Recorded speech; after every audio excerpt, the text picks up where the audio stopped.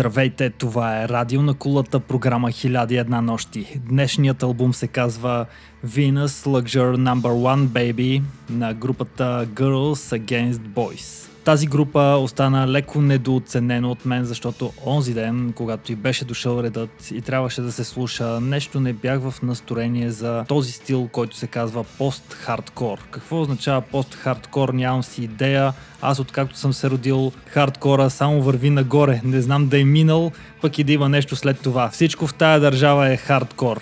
Но да кажем, че за САЩ може би 93-та година е бил някакъв пост-хардкор момент.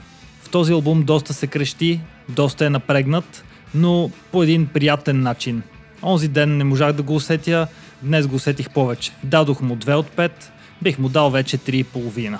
Почувствах го, така да се каже. Много интересно за групата Girls Against Boys е, че те имат 2 басисти. Почти няма такива групи. Представете си колко хард може да бъде една хардкор група с 2 басисти. Сега ще ви оставя да ви покрещят малко и на вас с Bulletproof Cupid.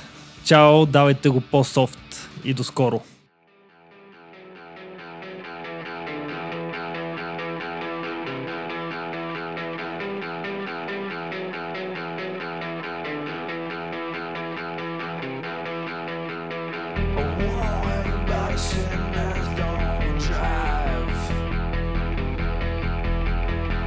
Everybody wanna live that sexy ride.